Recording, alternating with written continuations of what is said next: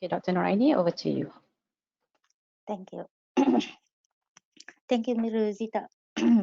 Assalamualaikum and good afternoon to all participants of our online forum today. And our title for our forum is Remote Teaching and Online Class, Research Opportunities on Teaching and Learning. First and foremost, I would like to express our gratitude to all participants today for joining our online forum. Being human is given, but keeping our humanity is a choice. On behalf of the organizing committee, we would like to thank you for your generous donation through the fee charges to our forum, where Malaysian participants made your donation to our Dana Wakaf Ilmu UiTM Perlis. And for our international participants, you made your donation to other donation organization at your home country. For that, we thank you once again. Next.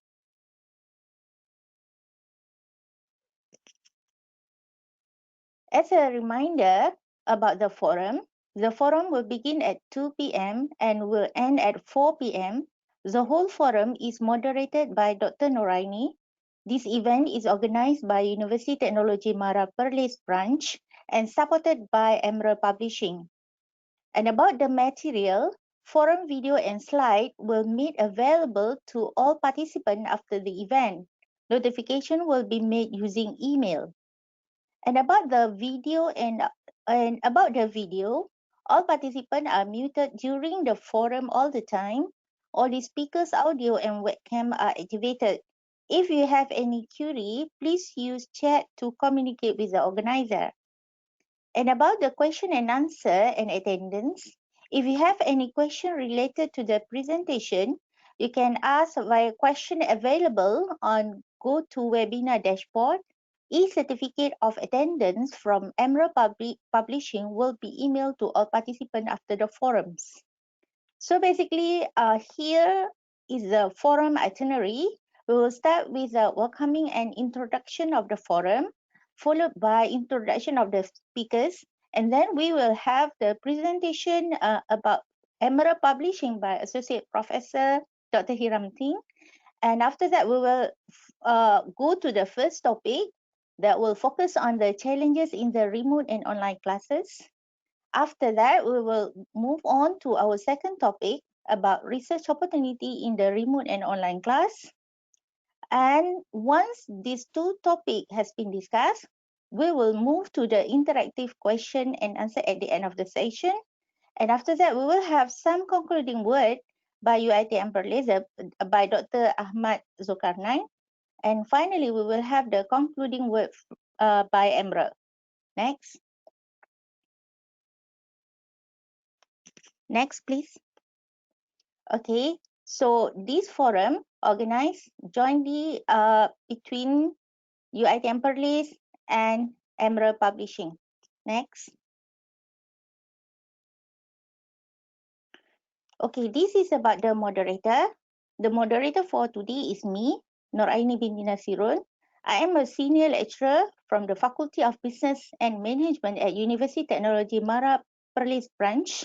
And I earned my BBA from University Utara Malaysia, my master in management also from University Utara Malaysia, as well as PhD from the School of Technology Management from the same university.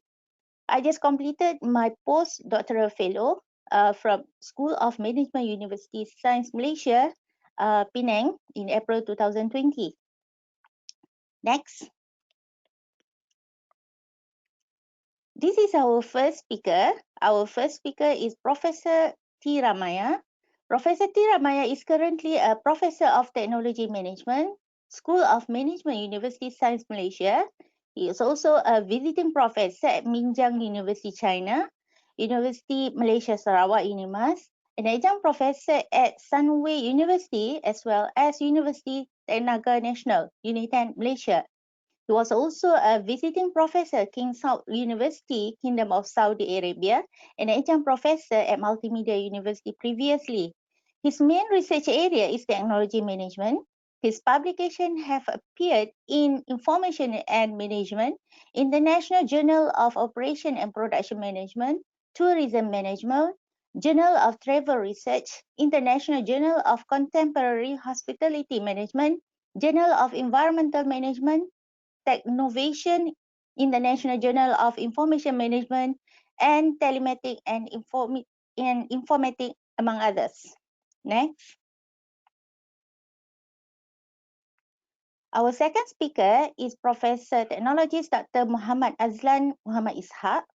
Professor Dr. Aslan received his Bachelor in Science in Chemistry in 1993 and Master Science in Analytical Chemistry in 2001. In July 1995, he started lecturing in Institute Technology Mara Perlis branch before completing his PhD in 2007, specializing in supercritical fluid extraction method. His research interests include energy and green technology, liquefaction and extraction technology, coal and biomass gasification technology, pyrolysis and catalysis. To this day, he has successfully received 40 research grants, totaling in over 3.3 million ringgit Malaysia from the government and private agencies. An avid writer, Prof Aziah has also published more than 90 articles in peer-reviewed journals, more than 100 conference proceedings, 10 books, and 3 chapters in book. He has received 60 local and international research innovation award for his contribution in the field. In 2015 and 2017, he was awarded the Outstanding Reviewer by Elsevier and also the Top Reviewer Award in 2015 and 2016. At present, he is a Deputy Rector of Academic Affairs and Professor for the Faculty of Applied Science at University Technology Mara Perlis Branch, Malaysia. Next. Our third speaker is Professor Dr. Hajah Nur Aziah Haji Alias. Professor Dr. Hajah Nur Aziah Haji Alias is a Professor of Teaching and Learning at the University Technology Mara, UiTM. She is currently UiTM Director of Academic Development. She was also the Director of E-Learning from 2012 to 2014, the Deputy Dean of Academy of Faculty of UiTM Faculty of Education, and an Instructional Designer at the University's Distance Learning Center. Professor Nur Aziah's field of interest include instructional design and technology and ICT for development, technology-enhanced learning environment, learner-driven learning and design, and development research in instructional technology. She has been involved in several Ministry of Higher Education projects and initiatives. She was involved as a writer of the Orange Book for Differentiated Career Pathways. Her most recent accolade is the EdTech Leadership in Asia for Tertiary Education awarded during the EduTech Asia 2019, Asia's largest education conference and exhibition held in Singapore in November last year. Next. Our fourth speaker is Associate Professor Dr. Hiram Ting. Dr. Hiram Ting is an Associate Professor at Faculty of Hospitality and Tourism Management, UCSI, University Sarawak Campus, Malaysia. He served as the Emerald Ambassador for East Asia region since January 2020 due to his active involvement in various research activities and cross-border collaboration in Asia, ASEAN and Asia. He, among others, adjunct associate professor at Ming Chuan University, Taiwan, scientific board member at Research Synergy Foundation Indonesia, associate member at Griffith University Australia, chairman of Sarawak Research Society, vice president of MAG Scholar Asia, and the professional chair at Polytechnic University of the Philippines.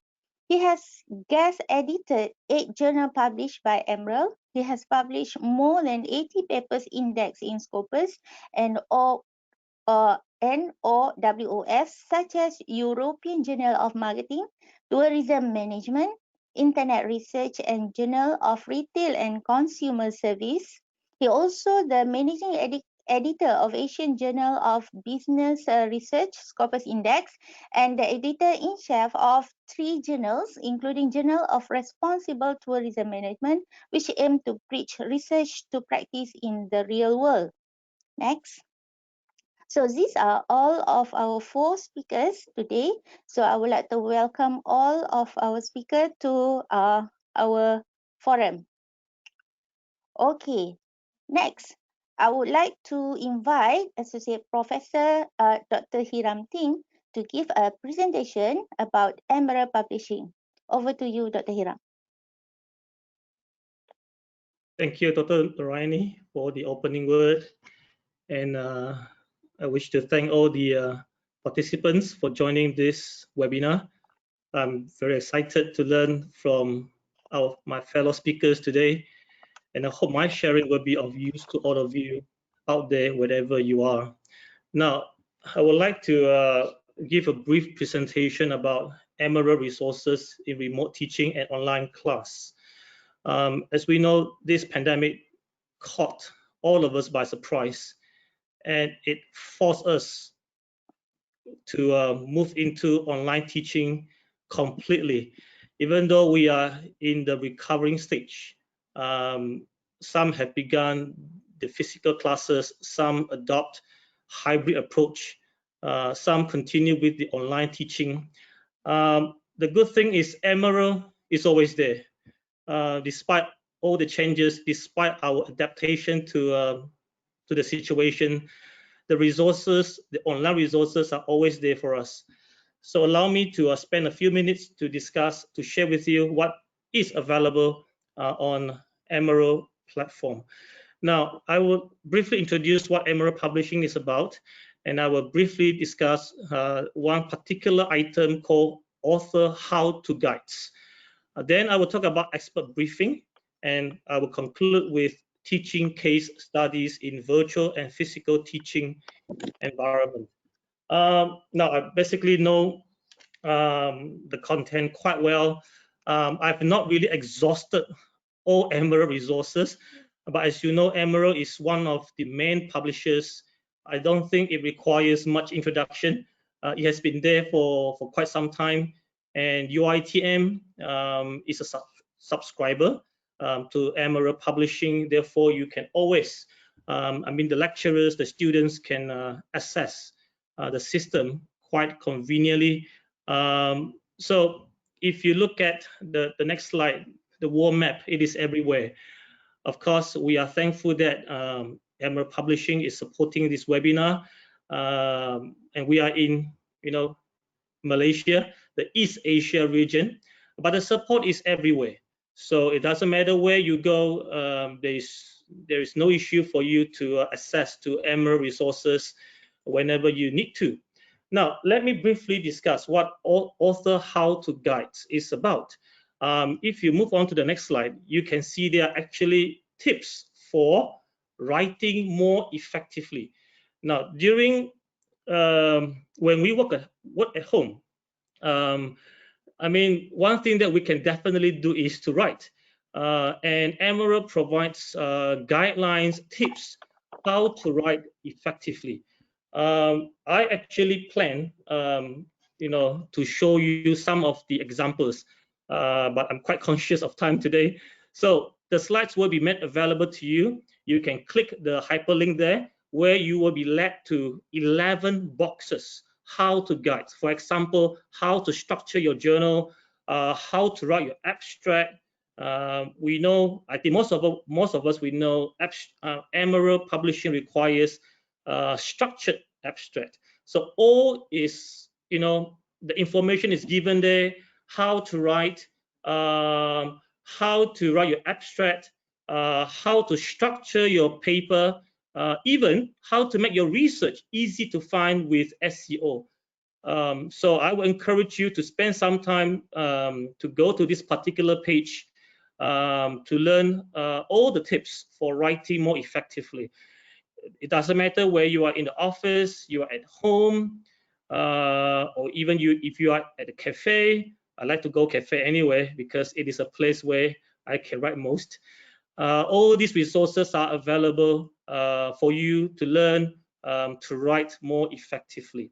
Now, if we move on to the next slide, this is about expert briefing, something which is really, really important. This expert briefing is something used by government officials, experts, researchers, practitioners. When I say government officials, it includes those in the White House. Malaysian officials also use them. I have no information about who they are. Emirate knows, I think, but it is not here to disclose. My point is, it is a very useful material for us to know facts. Now, expert briefing is almost like a newspaper, but it is a peer-reviewed newspaper. It is created by experts, written by experts, anonymous. Therefore, they are more bold to tell us what is actually happening. In Emerald Insights, in Emerald Publishing, 16 expert briefings are published, uploaded every day. Okay, so if you look at the next slide, it is something timely, unbiased, historical benchmark, meaning when you look at one article, it will show you the links to other previous articles, and it is something trusted because it is peer-reviewed. It is not just like, you know, newspaper when people can just express their opinion unchecked. I find this really, really useful, especially for students when they do their background study, introduction, when they need evidence from the real world, issues to support, to justify their study or their findings, to improve the clarity of their practical implications. I believe this is a good source for students to use, and also for educators to utilize to teach our students, and also to write our own papers. Now, if we were to move on to the next slide, it is something that relate research to the real world. And I think this is one thing that the pandemic teaches us, and that is we have to be informed all the time what is happening out there. And also, if you look at some of these examples, for example, we have one here, UK GDP will struggle to regain its pre-pandemic level. It was published just a few days ago. Okay, if you look at another example, this is 5G will transform remote working, media, and transport. It was published sometime this year. So what I'm trying to tell you is, it is a very credible source, not only for researchers, also for practitioners, for us who do research, for us who do who wish to, you know, relate research to practice, or to be more informed about what is actually happening in the real world. Expert daily briefing would be a good source. Now, moving to the last session, it is about teaching case studies. These case studies are written by scholars. Again, they converge research and practice together. This is why, if you look at the slide, case studies provide students with simulated decision-making experience. You have the case, you have the citation, you have the questions, you have the answers. And if you look at the highlighter part, teaching through the case method has been shown to increase student engagement, encourage collaboration and reflection, and importantly, and most importantly, application of learning. Now, what are the benefits? Again, if you look at if you move on to the next slide, it prepares students by making resources for the case method easier to access. As I said earlier, these case studies are all available on Emerald Publishing platform. What lecturers can do, they can actually download these materials. They can also pass these materials to the students. It can be an online class discussion. It can be a physical class discussion. Students can prepare something beforehand, and there are questions for teachers. There are teaching materials. There are also answers to these questions. So I hope you can see why it is something very, very useful. The third point, simply select a case study of interest and send the link to your student, or add to your learning management system or any virtual learning environment. So this will make students more engaged, and there are questions and answers ready. This is how they learn to make simulated decision making, and this is how they learn, you know, to make sure the things that they acquire, you know, in their brain would be of practical relevance to the real world. Okay, if we move on to the next slide, this is basically a slide about again the case study, why it is useful for writing. It is also useful for teaching. So anyway, this is a very brief presentation about Emerald resources. With or without pandemic, God willing, we wish the pandemic to be over. We don't know. However, we are sure that these resources are available. Emerald is definitely one of them. We hope to utilize. Even at this time, we can still learn, we can still teach effectively. Back to you, Dr. Noraini. Thank you, Dr. Hiram. So I hope all of us can gain some good information from this presentation, particularly about the tip for writing. I think it's very important for all of us. Second one, maybe after this, we should look also at the expert briefing offered by Emerald. And after that, as since in teaching, case study is very important. After this, maybe we can have a look at the Emerald teaching cases to assist us in our teaching activities. Thank you again, Dr. Hiram. So now we move to our first topic of the forum. It's about challenges in the remote and online classes. So I would like to invite Prof T Ramayana.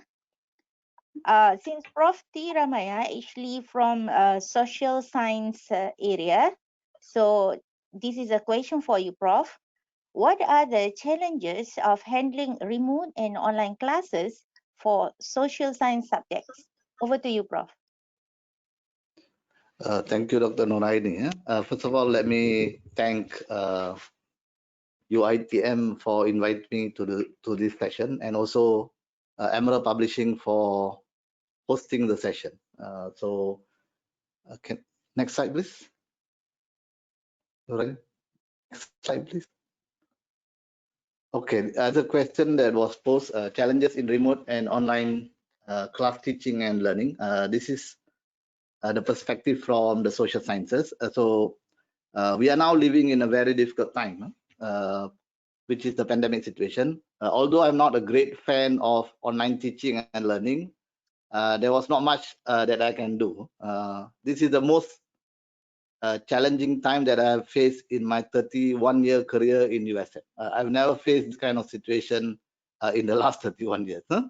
I'm basically a chalk and board person, and then we move on to whiteboard and markers era, and now with the latest challenge of online and blended learning. So that's how my career has also progressed. Okay, switching from traditional face-to-face to online happened drastically for most academics.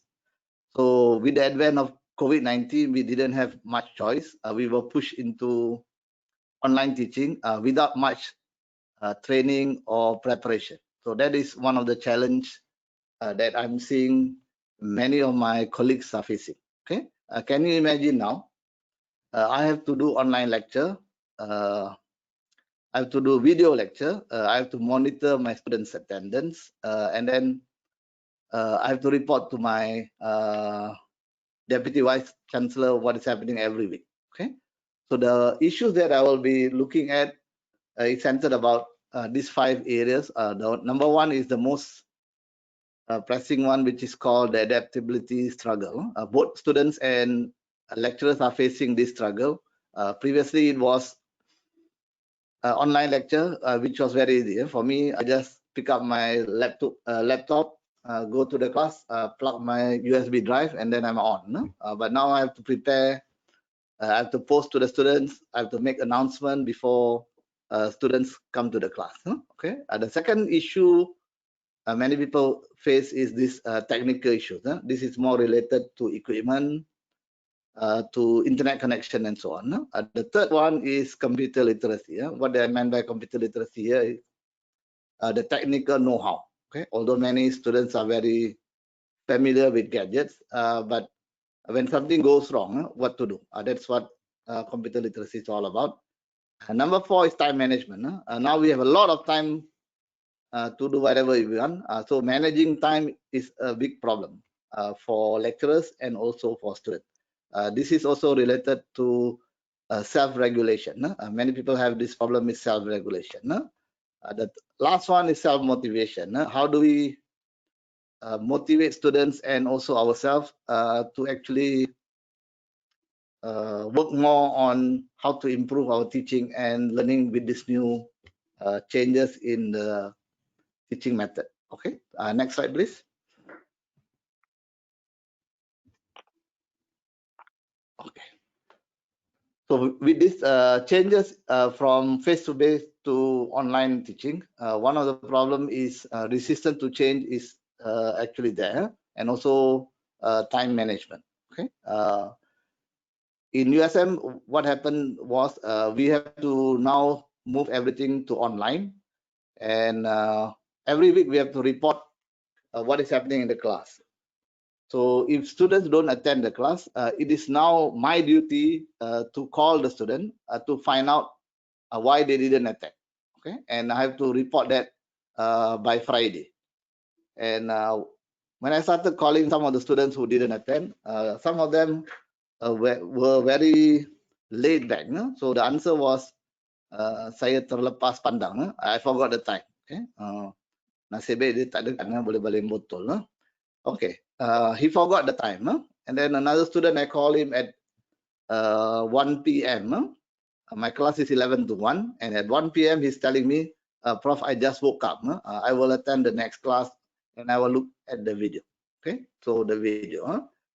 So what we are doing now is we are recording the videos and we are uploading. So now some of my grad students message me and tell me, wow, Prof Ramayah, now you're a YouTuber. Okay? But what I find with students are they have this challenge of actually watching videos also. When I post the videos on YouTube, I can actually monitor how many people are watching and how long they are watching. So it's because of the bandwidth problem. We have actually broken each lecture into, say, 3 components: part 1, part 2, and part 3. Yeah?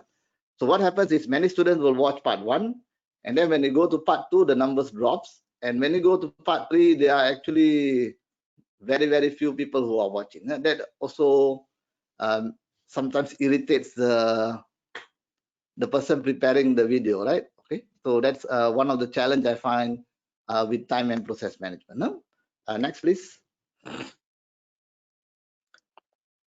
This was me when MCO first started. No, okay, I was actually screaming at the laptop. No? Okay, sometimes I don't understand why this is happening in a country like Malaysia. We have already become independent for 63 years, and still we are having problem with this internet bandwidth. Okay, and I live only 1 kilometer away from USM, and at that time we cannot come into campus at all. And when I go home to my house, internet is I only have TMNet, no? And TMNet is supposed to be 8 megabyte, but very, very seldom you get 8 megabyte, maybe 1 megabyte. No?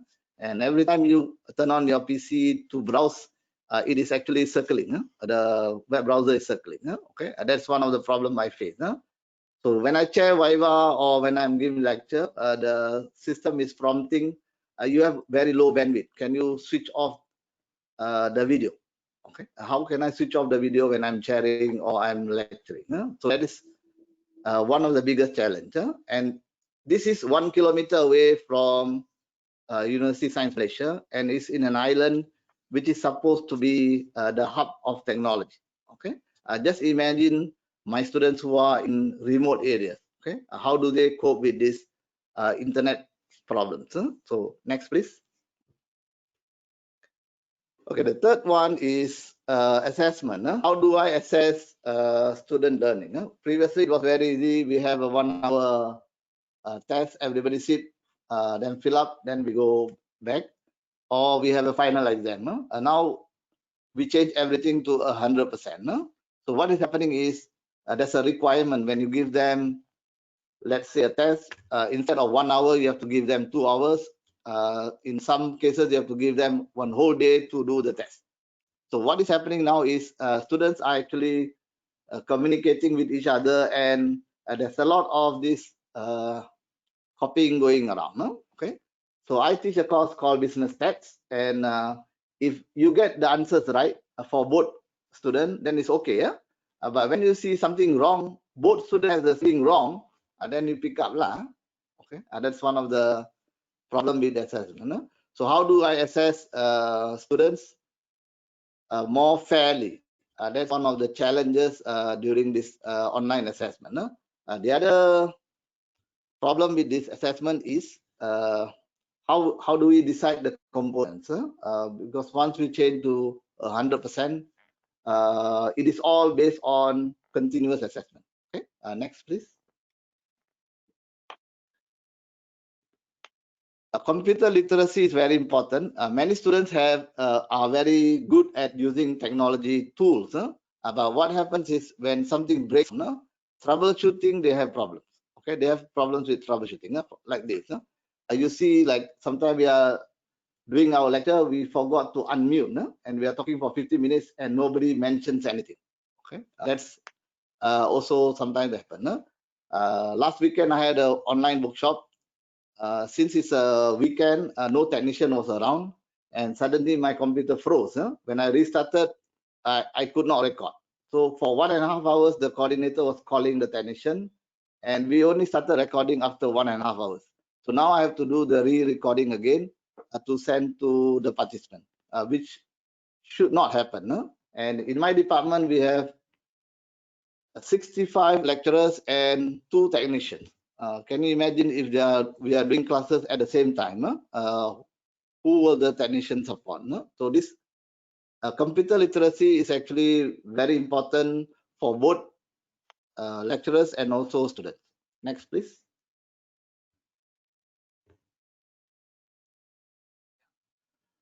Okay, since we were forced, like Dr. Hiram said, we were forced into online teaching.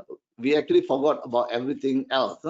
We forgot about privacy, we forgot about security. We were only interested in jumping into the platform that offers us some free service. Okay, so what we found out later was there's an issue with data privacy, data breach.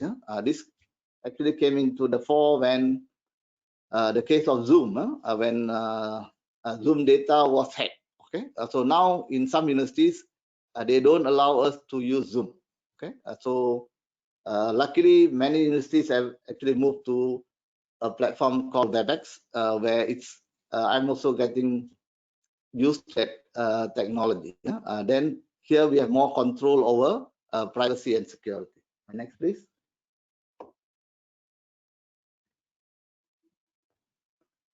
Okay, equipment shortage. This is what I found when I first started. When MCO started, I didn't have a microphone. I didn't have a webcam. So I was actually hunting for webcam and microphones. I ordered Lazada, paid the money, and after 2-3 days, they canceled the order and said no more stock. And then I ordered under Shopee. It also didn't arrive. And then I had to go to China to order. Okay, and it takes about 1 month to arrive. And after a while, you find that the video is not as nice as just now. You were saying some videos are much more clearer, some are not so clear. So I started experimenting with this different kinds of video, and then I started looking for microphone. Okay, what I realized is when I do my recording and I posted, there was a video on how to download Smart PLS and how to install. I uploaded and I saw many people were downloading and viewing the video. But what I didn't realize that the microphone I used was giving very low sound. They were actually using maximum sound to get that. Finally, after I think a month, one of the participants actually messaged me saying the sound quality is very low. So I started to look for another microphone to change. So for some students, this equipment is a challenge. In one home, sometimes they have only one laptop. Like we see here, there are 2 people fighting for one laptop. Okay. Unfortunately, this is a reality even for students. Next, please. Yeah, I like interaction with my students. Okay, like here you see, you think you're explaining coolly, but you're actually shouting and trying to explain them some terms. Especially when you're doing statistics. I teach a course which is statistics. How do you teach statistics using online? Okay, now I'm trying to experiment with some whiteboard and so on. Still experimenting. The other problem is for students, they don't have interaction with their peers. If you see most of the time when you attend some workshop, you have another person sitting beside you who is slightly better than you. Sometimes you don't understand, the person will explain to you. So you're actually learning also from your peers. But this interaction is actually not happening when we go online. Okay? And I like to look at the students' expression, whether they're actually understanding or not. Okay? Here you look at the screen and they're talking to the screen. You don't even know whether they actually understand or they actually can follow. So I had a workshop last weekend. I was preparing for 1 month for that workshop. And during the workshop, there were not many questions. People were just posting on the chat. And when I asked any question, there's no question, like pin drop silence. I get quite carried away with this kind of interaction. I prefer more interaction from the participant. At least we understand. Sorry, And Prof. You have yeah. 1 more minute, Prof. Okay, 1 more minute. So Yeah. previously, if you have attended online workshop, you understand. This is where we have a challenge, keeping your focus for a certain number of hours. Here now, students are doing 6 to 8 courses during a short period of time. So that's a big challenge. Next, please. The last one is related to the platform. Here we have a lot of choices of the platform. Some of the platform has some strengths and weaknesses. Zoom is very easy to use, but they have some limitation for the free one. You can only use for 40 minutes, and then you have to log out, log in, those kind of issues. In USM, we have started using WebEx, which is I'm trying to also pick up this some of this other software, but they have limitation for time. They have only 30 minutes or 40 minutes per session. So those are some of the issues when we are moving to online teaching and learning. Okay, Noraini, back to you. Thank you. Okay, thank you very much, Prof. I am also the big fan of face-to-face class for Prof Ramayah, and really I miss the interaction in class. However, I'm so happy that Prof no longer able to throw me the mineral bottle. All right, so now we move to the second speaker, which is Prof Technologist Dr Azlan. So I have one question for you, Prof. So science and technology subject is very different and it has its own challenges in handling remote and online classes as compared to social science. So maybe you can share with us what are those challenges. Over to you, Prof. Okay, thank you, Dr. Noraini. Okay, first and foremost, I would like to thank the committee for handling this webinar and also the Emerald Publishing for the joint venture to this webinar. Actually, what was said by Prof Ramayah is actually true. All talking about problems. When this happened, everyone is talking about problems. So when I was asked to talk about this in the aspect of SNT, and technology, I'm thinking, what am I going to say? Because everyone will talk the same issue. So I'm thinking of, okay, firstly, I tried to talk regarding the history. So I found out that there are some definition on history, but I try to make it relevant to what are we going to talk, especially in the science and technology. So I pick up 4, to me is quite relevant to challenges of e-learning in science and technology. The first one, if you can see here, okay, one of the definition is history allows us to understand our past, which in turn allow us to understand our present. In the context of e-learning in science and technology, most of us, we don't care about the past, see? We don't care about the past about the e-learning, especially in science technology. To me, as Prof Maya said just now, he served in USM for 21 years, me 25 years, almost the same time. And it is the first time I handle lecture in using e-learning. Very, very tough. So nobody concerned about the past. That actually, when we look back at the past, after this, I will show some slide, the history and also the evolution of e-learning. And then we know how big challenges are we facing now today. The second thing regarding the history actually help us to better understanding the world. Here I translate into challenges we need to better understand. Nowadays, these are most people talking about VUCA lah. Volatile, uncertainty, okay, complexity, ambiguous. These are the real thing, better understanding. So we don't bother about this before this. VUCA world. What is VUCA world? And now we need to understand. And the third one, history gives us tool to analyze and explain problem. See, we have all the tools, but until now we didn't use that. Not until the professor COVID-19 came in. We start to analyze and explain the problem. See, and the third definition on history is actually we need to move forward. Okay, history tells us when we learn from the past, we know we're going how to move forward, and we recognize our mistakes, and we learn from the previous, and ultimately we want to create better existence. And this all the challenges that related to science and technology. That's how I relate about history with challenges in science and technology. Okay, next.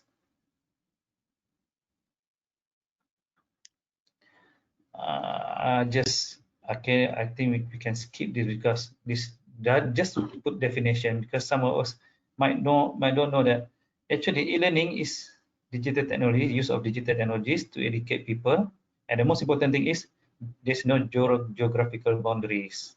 Okay, and you can see this logo. Actually, e-learning word started 1999 in one of the cognitive behavioral therapy seminar. When we see this seminar is actually on pedagogy. Okay, on pedagogy. Okay, next. So what I'm saying just now is we try to see the evolution of e-learning. As I'm from the science and technology background, I need to understand because I don't know well the term of e-learning. I heard, and when we start to use, we just use it. So when we go back to the evolution, the history, actually before the internet, most of us are using mail, and then come email. Okay, 1990s. Okay, we start, then trends started to emerge. We start to know CD-ROM, PDF, PDF file, online courses. And went back to 1991, when the internet started, World Wide Web, and then we know powerful catalyst for moving distance education forward. And we will see the rapid expansion and growth of online teaching and learning. But who cares at this time? And most of the universities, and these are more on developed countries, not in developing countries such as Malaysia. And went back to 2000, 2005, okay, the advanced technology become more clear, okay, and we'll see the e-learning become more popular, okay, start using PowerPoint tools, and learning management system. Not until we were asked to do survey, and then I know, wow, so many LMS, so many type of LMS, okay, and start increase access to wireless, and that within this era, most people start using social media network. Of course, at that time we didn't hear about Facebook, okay, Instagram, but now it became more popular. So go to 2006, 2010, the development era became more rapid, and e-learning become quite a standard tool. Okay, we will heard anyone can build the content. Okay, we heard the podcasting, mobile internet, all of this sometimes is not in our area, but we used to know about this. And then notable achievement during this era, okay, educational gaming, okay, most of them are related to internet. Okay, next.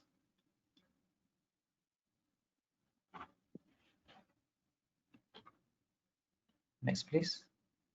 Okay, however, in 2008, where world are facing severe economic crisis, okay, I'm taking one example in US. Federal and state funding for education in US has been declining. And because of that, more universities and colleges are starting using online education. Okay, start booming at that time because of economic crisis. Can we compare now with pandemic COVID-19? Okay, it's almost look like similar with the issue current crisis.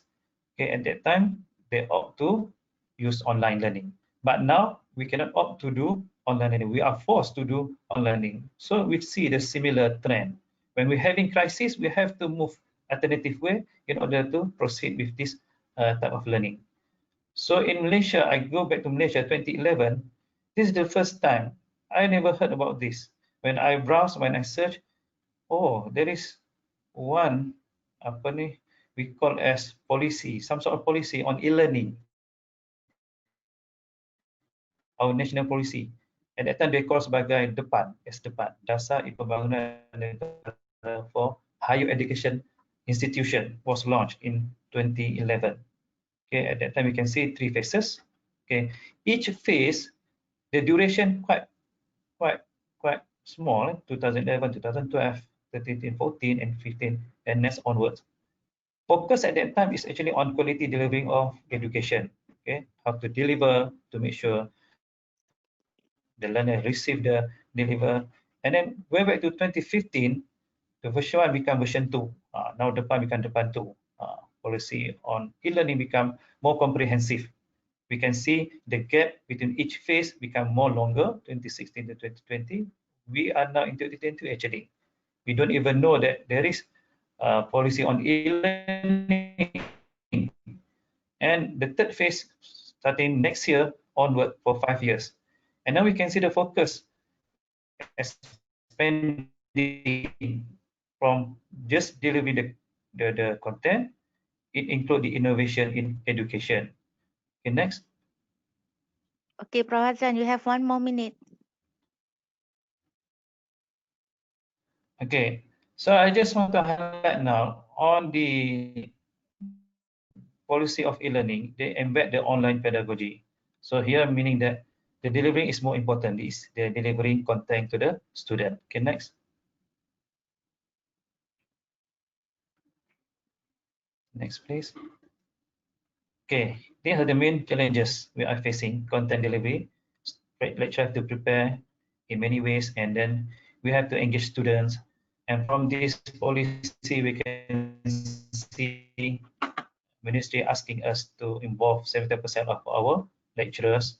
Okay, we should know the technological, pedagogical, content knowledge, and increasing to phase 3 next year.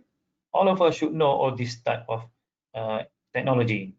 And back to students, they also have to manipulate the e-learning. So far, we can see that students have no problem beside only the internet problem. Next year is talking about manipulating and to produce e-learning content. Okay, next.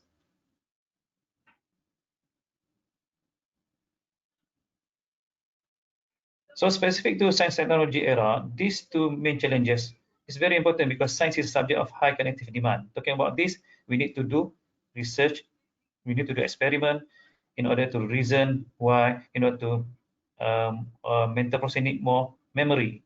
So I took 3 from researchers. Okay, a scientist actually needs skill, inquiry learning strategies, and also to proficient in pedagogy. Okay, next.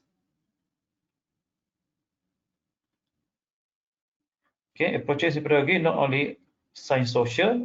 I just highlighted for XNT. We can see here more on XNT is theory-based learning, need demonstration, experiment, the rest, and working in groups. Okay, next. So actually, the challenges actually how we are going to transform this face-to-face type of e-learning into ODR or e-learning. This is prior to a lecture, and how about during we conducting the e-learning. These are the challenges that we need to overcome or to have our improvement in online learning. Next. I want to share just last slide. Okay, this survey was conducted by our student union. Okay, last semester. We can see here that 38% having internet problems. Actually, when we combine this 38% with 60%, this almost looks like delay in submitting work more related to internet, meaning that 50% is still having problem with internet. The other problem talking about physical stress, high workload, and schedule problem. And all these still at the level of having preparing the content and not talking about the how are we going to measure the efficiency, how we're going to see the output. Not yet. Just talking about the fundamental issue. We're still having this problem as said by Prof Ramayana just now. So the main challenges, I think we need to overcome this one first in order to have more better in future for especially in SNT subjects. Okay, thank you. Okay, thank you, Prof. Azlan. I believe social science or science and technology both have the same problem. Okay, only that when we come to the subject, it become like social science more to the lab problems and so on. But in terms of technology, I can say that science and technology as well as social science both have almost the same challenges. Okay, now we move to the third speaker, Prof. Dr. Nur Aziah. So I have this question for you. Based on your experience, what are the challenges in pedagogy and assessment of remote and online classes? The session is yours, Prof. Okay, thank you, Dr. Noraini. Can you hear me well? Yes, Prof. All right. Okay. Assalamualaikum warahmatullahi wabarakatuh. Good afternoon, everyone who's online now listening to us. Thank you to UiTM Perlis and Emerald for inviting me and organizing this. I think this is very good. I just want to say this, Prof. Aslan. I was a physics lecturer, so I understand your concern. But for now, my perspective for the next 10 minutes is to talk about delivery and assessment, the challenges from a wider perspective, basically from the perspective of the academic office, if you don't mind. Yeah? So can we get the next slide, please?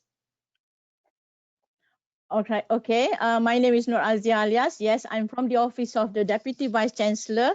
So when pandemic came, I know everyone was screaming and everyone was, people were calling us and said, why do you want to go with ODL and online learning? You know, why don't you just stop the semester, reset in September?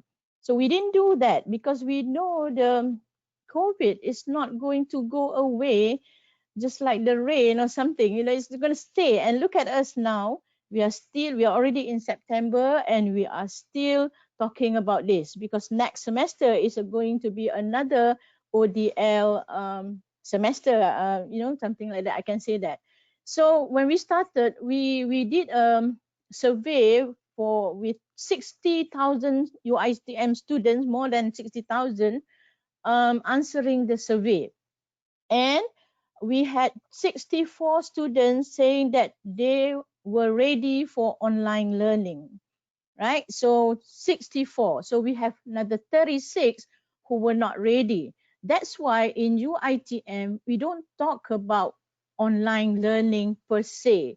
We use the word ODL because we want the lecturers and everybody to understand that we go for open and distance learning rather than 100% online. So in UiTM, we are already quite ahead actually because in 1998, we already had flexible learning program. We have e-learning in 2005. We have blended learning in 2009. We started doing Mohd in 2014. So like what Prof Ramayah and Prof Azlan mentioned just now, we were all taken aback, which we shouldn't because we are basically quite ready because we have that already, right? And for as far as policy, depan, when Prof Azlan mentioned depan, I was one of the writers. So we already have DASA, e-learning, UITM, but it did not trickle down to the mass. So when you look at the challenges we face since March until now, can I have the next slide, please? So the main challenge is, I'm sorry, I put the question there. The main challenge is changing what is comfortable and normal to us. That's the problem. In terms of technology, we are, screaming because when people were using technology, we didn't feel that we should be learning. So we did not learn before. So now you are kind of forced into doing it. So you spend hours, 3 in the morning, trying to use video, trying to record video and so on. So you were tired, but at the same time, the main issue is because our mindset is very traditional and conventional when it comes to delivery. So we kind of lack this cognitive, emotional, and dispositional flexibility. For example, we are still thinking of our class as 8:30 to 10:30. 8:30 to 10:30, I have to be in online, something like that. Whereas ODL does not require that. So when it comes to pedagogy, we replicate whatever that we did in class, we brought it to the online platform, and that's not what we are supposed to do. We are supposed to be innovating. We are not supposed to be lecturing 3 hours using our PowerPoint, but we have to put in interaction and so on. So the challenge was, we saw a very big gap between the students' skills in remote learning and the lecturer's skill in remote teaching. That was the main challenge. And everybody thinking of one size fits all kind of thing. So people say, oh, go on Google Meet, go teach on Google Meet. So everybody wants to use Google Meet. But as Prof Ramayah said just now, there are students who couldn't go on Google Meet. Our students in Sarawak, they had to climb trees, no, not trees, that's not our student, climb hills to go get the signal. Our students in Penang went into plantations to get the signal. So lecturers were supposed to manage this diversity.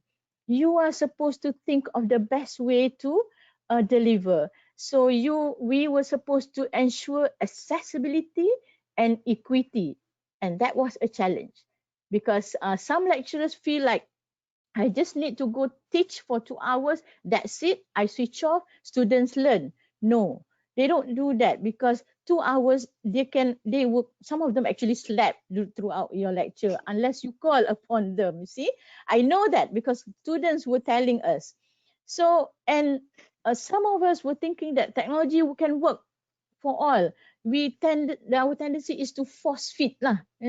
We focus on the tech tools, actually without enhancing our delivery. Delivery the same, still lecturing. So what about collaborative learning? I like Dr. Hiram's idea of using case studies.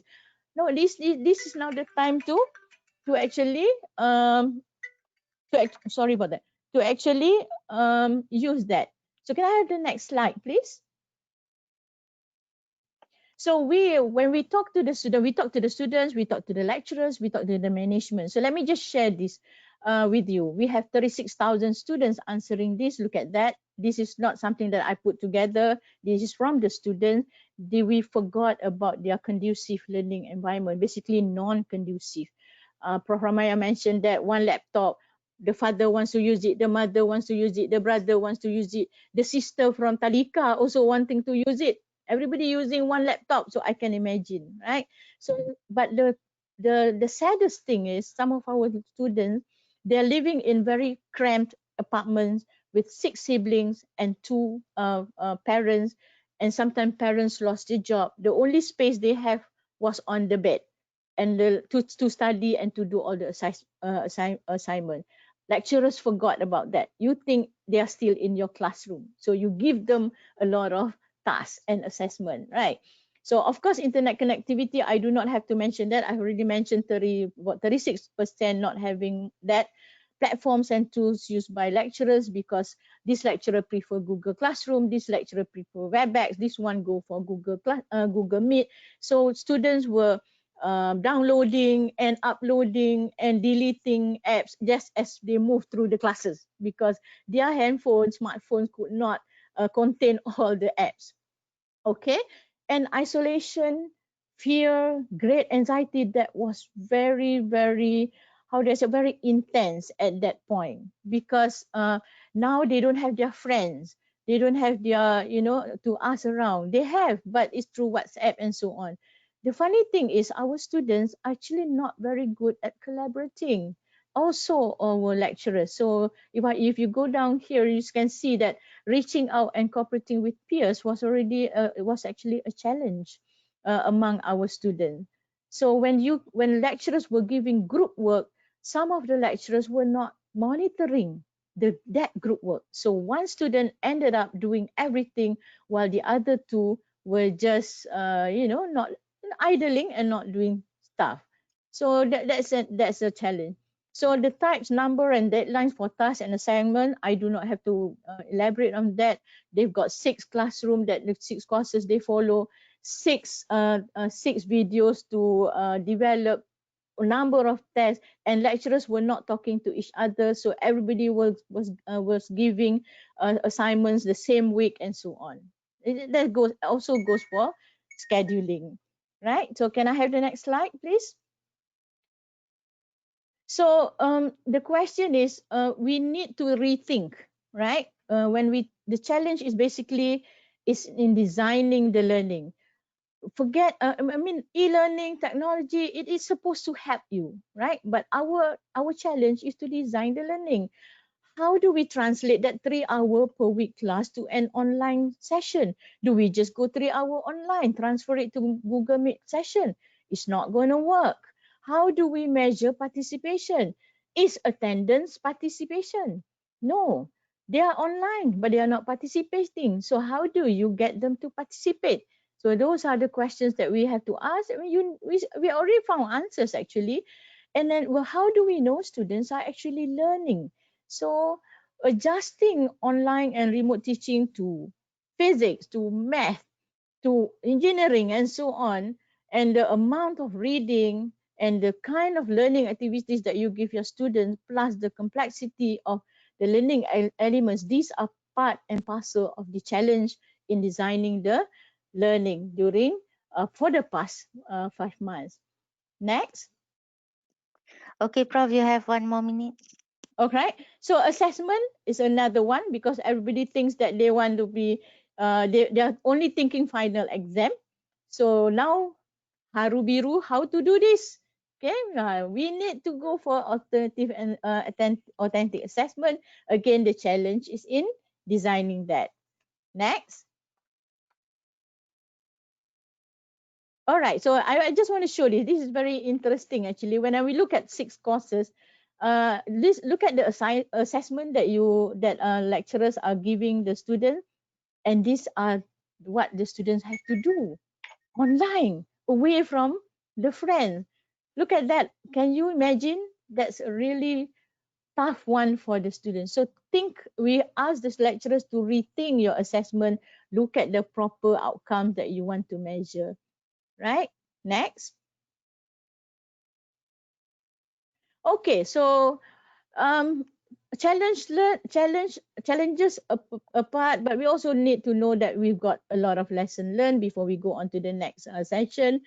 Now pedagogy will have to move towards hortagogy, talk about students having more responsibility in learning.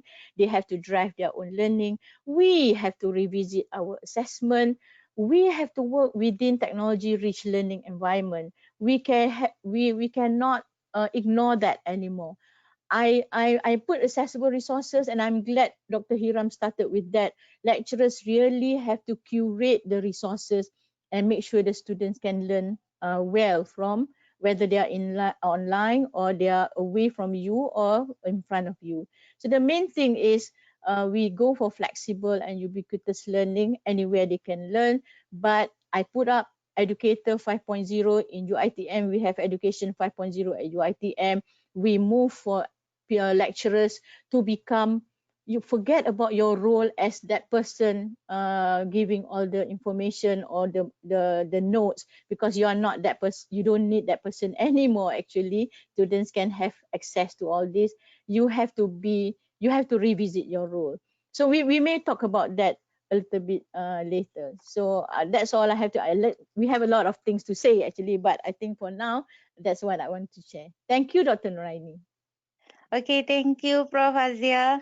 So, to all participants, if you have any question, you can just type your whatever question in our chat box, and we will pick up the question later, and we will answer your question at the end of the session. All right. I think every speakers talking about challenges especially during this pandemic, simply because all of us are not trained, not really good enough how to handle, but like it or not, we have to do it. So from whatever we are facing, I do believe that as the academician, as a researcher, there's something that we can do in order for us to move out of the problem that we are facing. There could be some ways that we can prosper.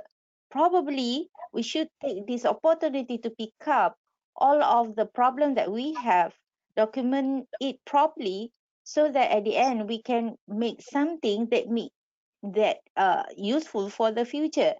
We do not know how long this pandemic will last, and we do not know either it will come again or not. But hopefully, by having a proper documentation, by taking the opportunity to conduct the research based on what we are facing now, we hope that we are providing something for the future. So because of that, now we move to our second topic of the forum, which is the research opportunity in the remote and online class. So for the research opportunity, we would like to see what we can do in three main areas, mainly from the social science perspective, second one from the social and technology perspective, and the third one from the assessment and pedagogy. So with me for the second topic is Prof Ramayah again. Okay, so my question to you, Prof, based on the situation now, what are the research opportunity in the social science research area related to the remote and online classes? Over to you, Prof. Thank you, Dr. Noraini again. Can we see the next?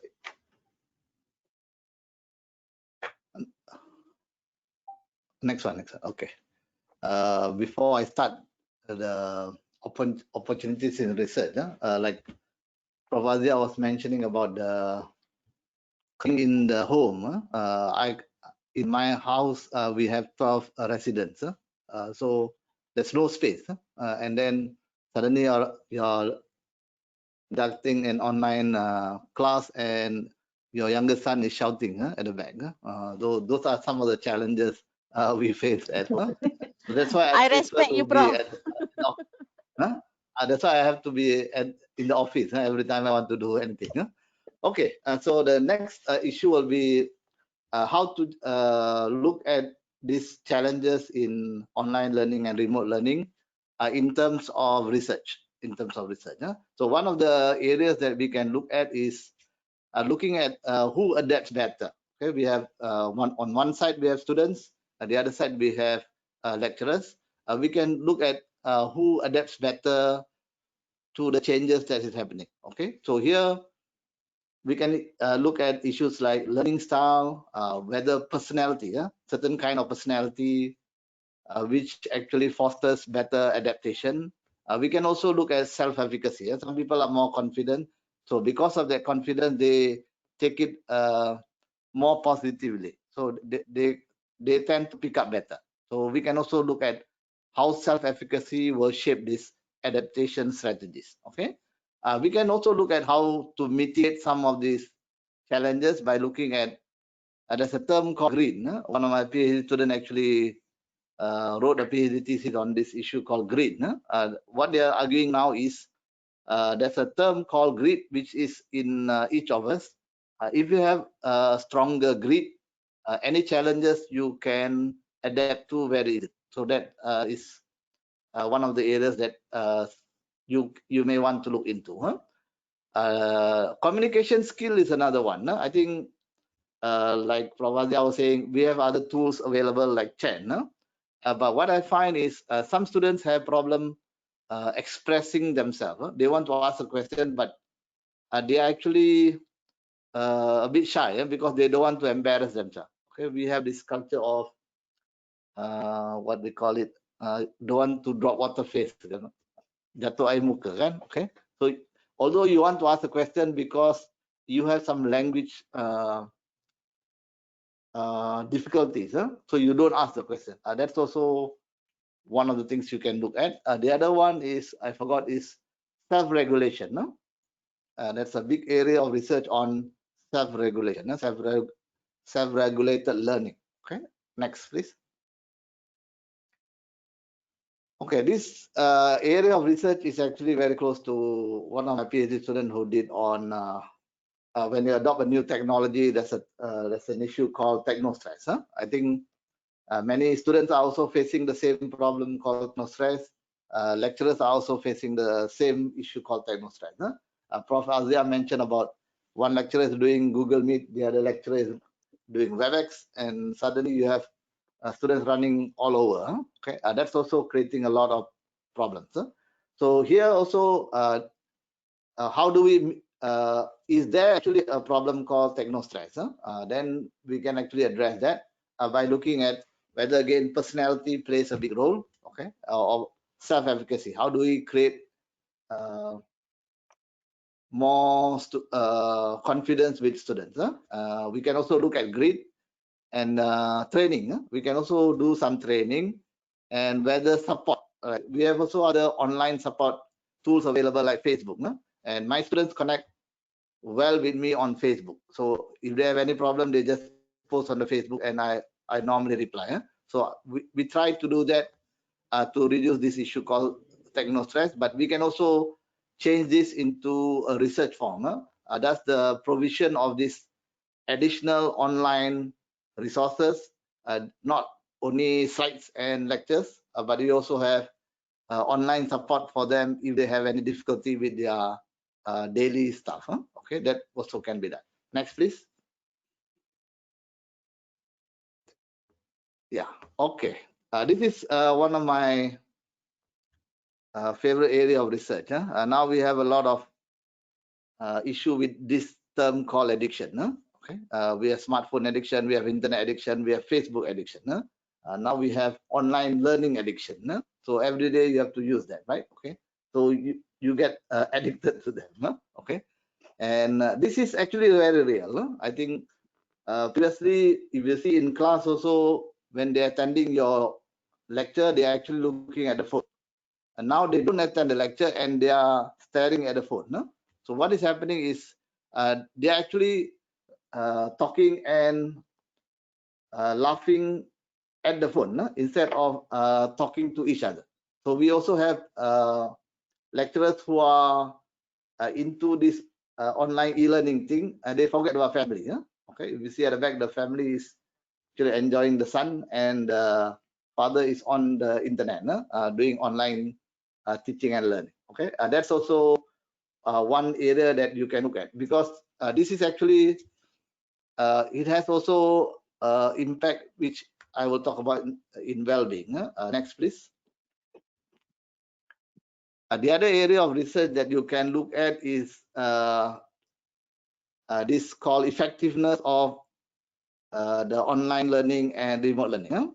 What I find now, which is bothering me, is recently we had the final exam. It was all 100% graded with assignment, and they were presenting. I actually couldn't attend because I was running an online workshop, and I was told by many lecturers that suddenly after the pandemic, our students actually became very clever. That means they were getting all the A's, okay, overnight. Previously, before the pandemic, not many A's. Suddenly, overnight, everybody is getting the A's. So is the teaching more effective, or the grading has become more lenient? That's one of the things I'm actually quite concerned about. Okay, quite concerned about. We can also look at different e-learning platforms which delivers better learning experience, because we want students to have a better learning experience. Some e-learning tools provide better tools for us to enhance the teaching and learning, but some of them comes with a price. So maybe if many of us can get together and saying that there's some tools which are giving better experience, we can suggest to the management to actually adopt them by paying the fees. We can also look at differences by courses, whether technical courses versus non-technical courses, like my class statistics against another class called marketing. We also have this comparison between small classes, large classes, whether that plays a role. And finally, the role of instructors. There are some instructors who are more into this learning and teaching, so they provide better support. So with the support, the students' learning is actually enhanced. So maybe we want to also look at how we can encourage more lecturers to provide more support after the lectures or online classes. Next, please. Next, please. Okay. The other thing that I would like to look at is this called well-being. Okay. And this is actually very much related to what Prof Aziah was talking about. Students are actually now isolated. They don't have any interaction. They become very lonely. They become more stressed, and it leads to more depression. Okay, so that's where the well-being of the students is now becoming a priority. Okay, they don't get the support. Sometimes the family, they have a large family, which is actually very difficult to get support from the parents, because the parents also have to look at other kids. Okay, so this is where we can also look at this negative effect of this online teaching and learning to students. This also leads to depression and stress for lecturers, because now lecturers have to do more, developing videos, developing more different assessment tools, those kind of things. We can look at subjective well-being. We can also look at satisfaction with life. So this kind of research areas can fit into many different sub-disciplines. Like you can also look at depression and target a journal which is in medical, or some journals which are more in psychology. So those are some of the things you can do for research. Yeah, I think that's the last slide, right, Noraini? Ada lagi slide? Next slide, please. Yeah, copying. Okay. One more. Okay, Quick, copying mana, Prof? and Just one more minute. Yeah. okay. This is the other thing maybe we can look into, whether this online teaching and learning is leading to more issues of copying, cheating, or plagiarism. Okay, since now students have more time to do searching and then collaborating with their own friends, does it lead to more incidents of this happening in our classes? Okay, I think that's the last slide, right? No, right? Yeah. Okay. Next, please. Yeah. Yeah. Thank you very much, Prof. So, to those who are interested in doing research, Prof already gave many issues that we can see. Okay, the gap is there, the issue is there, the problem is there. So, who wanted to start about to start PhD will be a very good opportunity if you are here. Okay, now we move to the second speaker for the second topic, Prof. Dr. Azlan. Okay. I hope Prof. Azlan is here. Okay, I'm sure there are plenty of research opportunity too in the area of science and technology. Yes. Can you hear me, Prof? Prof boleh dengar? Okay. Okay. I Anything repeat the else? Okay. question. Yeah, I repeat the question. I'm sure there are plenty of research opportunity too in the area of science and technology. Maybe you can share with us, Prof. The session is yours. Okay. Okay, what was Prof Ramayah said just now, all is true. Okay, all is true, because actually we're having quite an issue now, talking about, we are comparing between face-to-face learning and ODL learning, because talking about nowadays issues online learning, I think the first one is very little research being done on this area. There are a lot of areas under ODL, but when we comparing one to one, there is no exactly comparison between the two, between the face-to-face and ODL learning. That's the most important thing that we need to know. And the second thing is generalization made from research concerning blended learning is that it involves well-blended learning. Okay, most people are talking about well-blended learning. They have so many types of well-blended learning. So in general, they consider that blended learning is good. But yet, when talking about the reality, nobody can do in perfect way. So these are one of the problem related to online learning. Okay. The third one is blended learning itself encompasses a wide range and variety of implementation. See, most related with number two issue. Okay, a wide range of variety of implementation, which one to use. As I mentioned just now, there are many types of learning management system that can be used. Sometimes we don't know which one is the best. Sometimes we need to adapt with the internet. Sometimes we need to adapt with our system that we have. None of the method can be suggested as the best. That's why these are the issues that need to be studied. And the fourth one is online learning cannot replace face-to-face learning, but just an alternative. Most of people are talking about when we do face-to-face at the moment, this is the best way of learning. And they forget about the other type of learning, which is online learning. Whereas when we see the online learning, how they conduct the online learning is actually not a replacement. Okay, online learning is much better than face-to-face if we conduct this in a good way, in a proper way. Okay, as mentioned by Prof Hajah just now, there are many ways of conducting online learning, but we don't know about this. The fifth one, how well the design of course content. See, how well, how good we design our course content. We're very good in designing the face-to-face module, but we never heard, or because we were asked, maybe a few percentage of us will do the online content courses. And suddenly when we forced to do this, we just do by our own understanding. And how motivated interaction between the instructor and learners, we don't know this. Okay, Prof Ramayah just mentioned just now. Okay, eventually student get tension because these are related to sometimes because of unpreparedness of the instructor. Eventually will victimize the students. And lastly, how well prepared and fully supported instructors. Okay, because we only were asked to do this and we didn't prepare. Of course, we cannot claim not fully supported, because we need to have this as supported in order to make sure we are well prepared. Next, please. Just now talking about issues. Now I just list down frequently asked questions. Okay, that drive R&D in online learning. Maybe redundant with Prof Ramayah just mentioned just now. The first one, okay, how effective is online learning? Okay, we don't know.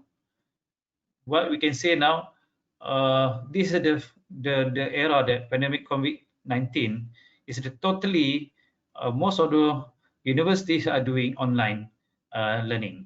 So this is the best time to compare between online learning with face-to-face learning. So, and then we know how effective the online learning. Previously, we don't know this because most of us are doing at least hybrid learning, blending between face-to-face and online learning. So we need to have totally online learning and then start comparing, and then we can compare with face-to-face learning. Second one is online learning effective for students? We don't know. If you says yes, yeah, by looking at the A grades, oh, looks effective. But that's the only small data that we only obtain during this session, during this pandemic. And when we try to see the trend, there is no trend. How can we say that, wow, this is very good because we have all students have all A's, but most of the A's is not genuine. We don't want to say the genuine because maybe because most of the method that being conducted, we can say that method is best, method is best. So in overall, yeah, that's why the student get more A's. But when we check in detail, some of them start copying each other by having 2-3 gadgets. Maybe we don't know. That's why we don't know about this. The third one, what are the effects of online learning? Talking about effect, there are so many effects. These are some of the studies that need to go deeper into this area. The fourth one, how can online learning improve academic performance? Okay, related to instructors, related to the lecturers. We also don't know this. Okay, everyone experience many type of experience, some bad, some good. We don't know. Number 5 is why is online learning not effective? Because when we claim online learning is effective, everyone is condemned online learning. Why? Because they are relating this with problems. They are not relating this with the output. Okay, there's so many things, so many parameters that we need to check this issue. Number 6, is online learning better than classroom? Okay, same issue with number 5. What are the advantages of online learning? There are disadvantages and also they also have advantages, but we need to address this. We need to address it in a clear view so as we can support the issue mentioned that online learning is better. Number 8, what are the advantages and disadvantages of online education? This is online learning. And how about online education? Okay, there are two different things. Okay, there are two different things that we need to address. And then number 9, can we really earn online degrees? Ini talking about once the student have graduated, can we really earn online degrees in hands-on fields such as engineering, nursing, science technology? This is an issue because up to now we couldn't find literatures comparing this issue when talking about earn degree 100% by having online, especially on courses like engineering and nursing. Next, please. The other one is, do employers accept online degrees? We also don't know this. Okay, we are at the stage that implementing the face-to-face and blending with online, sometimes 100% online. Prof, you have is online one more education minute, more Prof. conducive? Okay, Sorry, is Prof, you have more one more conducive? minute. Okay. We can answer this. Just now, Prof, I mentioned that mostly it's not conducive because of by having all this internet, we can say that it's not conducive. What's typical schedule? The challenges we've taken just now. Test available online. Okay, preferred learning environment. Okay, next. Next, please. Okay, last slide. And these are 3 pillars of sustaining e-learning. Resource management, talking about cost of e-learning, education and attainment, okay, measurement, okay, skill acquired, personal development, and lastly, professional development, okay, and which include innovation, strategies to adapt to change. And we can counter this, we can sustain this, and then we can do research and then start to compare whether online learning is better than face-to-face. Okay, thank you. Okay, thank you, Prof. Azlan. So whoever plan to do the research in science and technology, Prof. Azlan already outlined all the research question for you, in which it's become very, very interesting. Okay, now we move to the third speaker for the second topic, Prof. Aziah. I have this question for you. What about research opportunity in handling pedagogy and assessment related to the remote and online classes? Over to you, Prof. Thank you, Dr. Noraini. Sound check again. Okay, ka? Okay, clear. Okay, all right. My slide, please. Okay. The good thing about this web seminar that we are doing is that you let Prof Ramayah and Prof Azlan go first, and then I'm the third speaker where I can actually talk on a very a bigger perspective, actually, right? Yes. Yes. So now when we talk about, I'm not going to talk online. I'm going to talk ODL, okay? So when we look at research in the ODL classroom, you have many dimensions. You have the learners, you have the learning content, you have the learning environment, you have the learning experience, you have the learning outcome. And I have not even touched on the lecturers, right? So next slide, please. So these are the things that we can think. When we talk about learning experience, we talk about assessment. So I'm going to do this for the next 8 minutes or so. This is I'm going to call it research note, right? So why do we do research? I do research in teaching and learning as well. Maybe not as active as Prof Azlan, since I've been in HEA, lots of other things to do. But we keep collecting data, so because we need information and data to inform the policy that we do. And as lecturers, you need to inform your practice, your teaching and learning practice. So you need to do research because you want to understand what is learning. You want to understand your learners. You want to design supportive learning environment and learning experience. You want to solve a learning problem. You want to understand change and higher education challenges. You want to track, assess, and evaluate. And if you are into this TNL research, you can actually establish a model or a theory. So this is the bigger picture. I think whatever questions that Prof Ramayah and Prof Azlan put in just now, they are in here, right? So next slide. Okay, for example, when we say seek to understand learning, there are many things that you can do because learning is really complex. Until now, we're still talking about learning style, right? But people are already doing meta-analysis on learning style. So we can ask questions like, how do people learn? What is effective when we deliver? What about the outcomes, cognitive, affective, psychomotor? Now we don't talk about those three anymore. We cross cognitive, affective. For example, next slide. I'm going to show you, next slide. I'm going to show you some of the research that people are doing. For example, this is one. It is called an emo-cognitive aspect, a taxonomy of emotion and cognition for student reflection. And these are basically research that papers that people are doing in online or ODL. Next slide. 10 minutes actually is not enough, like Dr. Noraini. We can have another session, Prof. Don't worry. Anyway, when it comes to ODL or online learning, a very interesting aspect of that you can do research is social learning. Who learns from who and from from whom? That's a very interesting one. Next one. The second note is that we need to understand the learners. I think you've both Prof has mentioned this. We need to understand the learning needs, the culture, the grit. I like that one because students are now more resilient and independent. Are they social competence? Do they have self-esteem? These are all psychosocial factors that we can do research on. So if we go to the next slide, you can see people are doing resilience in higher education students. Next slide. People are doing, this is another one. This is called a UDL framework, Universal Design of Learning. People do this because students are diverse. We now have students from very vast background, the differences as well.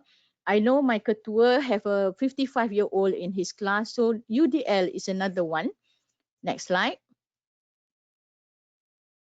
And yes, you want to go into mental health, again mentioned by Prof Ramayah just now, just to explore the ICT use, mental health and well-being of students in ODL, or even in terms of their experience of demands and challenges in ODL. These are all about the learners.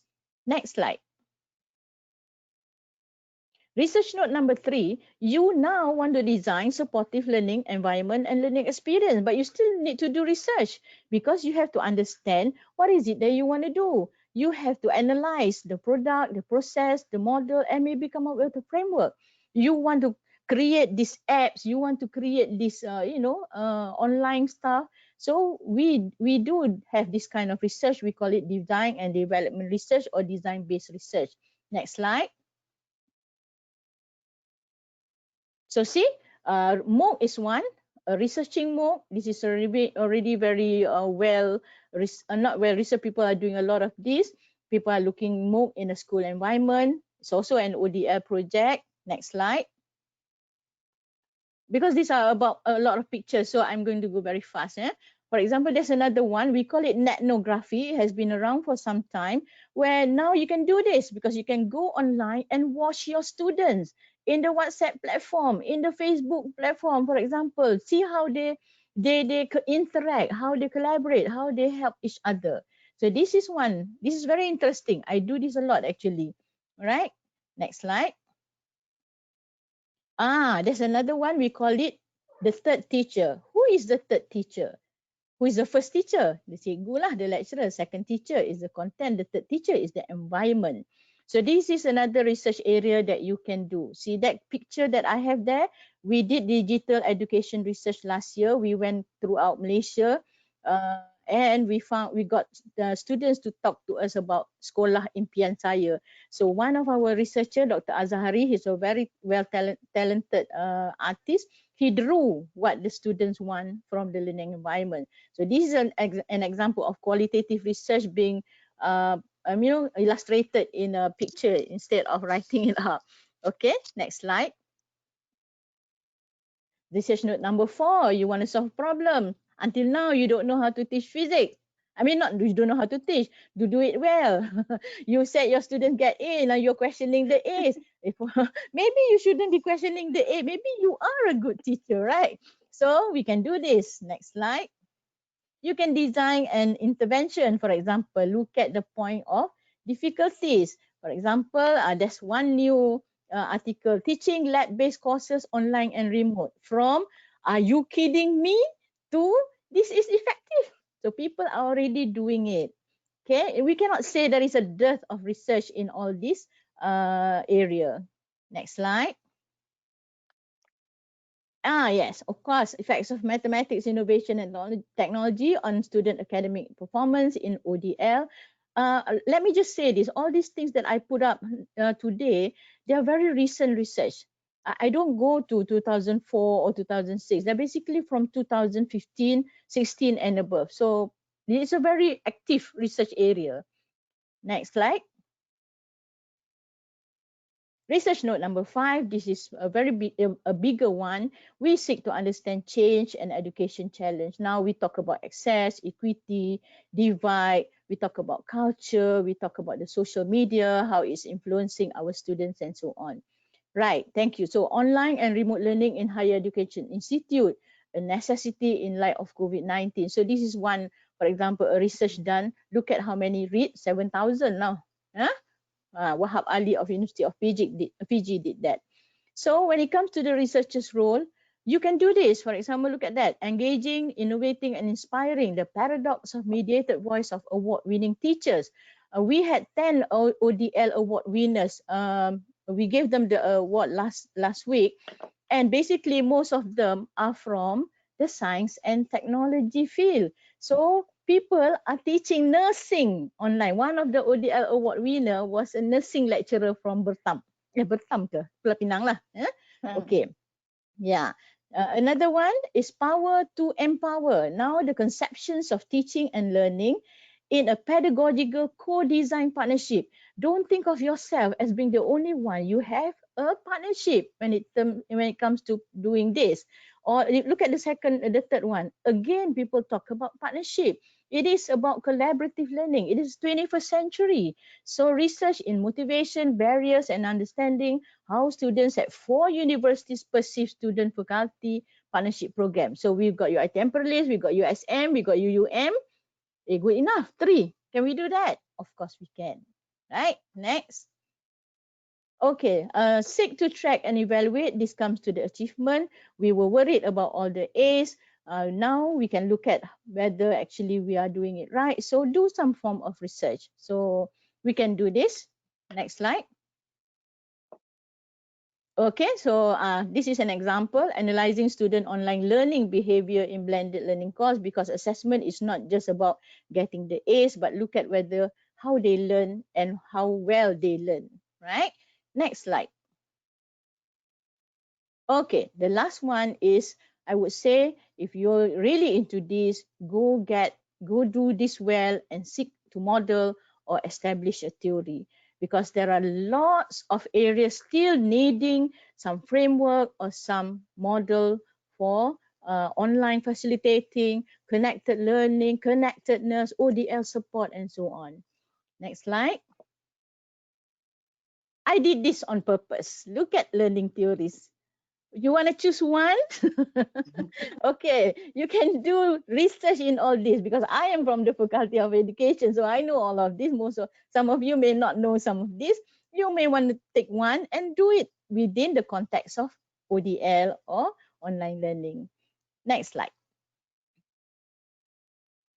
Okay, this is one, a very big research supporting students to succeed in ODL in the Open University of Sri Lanka and Universitas Terbuka Indonesia. So this is good, a research that you can do cross country. Next slide. Okay, I don't think I have much more time, right, Dr. Noraini? Yes. Wait. Okay, I need to show this to especially the UITM people. This is what we have been doing. When we talk about policy, when we get people to do stuff, we collect data and we try to back what we do with data. So we do research. So we did the readiness for online learning, the one that I mentioned just now. We calculated the participation. In UITM, we noticed 97% participation. We did a student signal search. So we look at how many students are actually connected through GSM and all those things. And then we ran an ODL experience survey. 36,000 students answered I extracted the difficulties just now. From there, and then we had we constructed an instrument, we call it TESA, so that you can evaluate your own teaching, so that you can improve your own teaching. And we ended the last semester, the peak pandemic semester, with an ODL award nomination, where more than 3,000 nominations were submitted. So when you go through ODL, whatever, screaming or freaking, whatever, you always think of having data so that you can support what you are doing, and we can publish a lot of this. So that is our message to all the lecturers out there when you go into the next semester.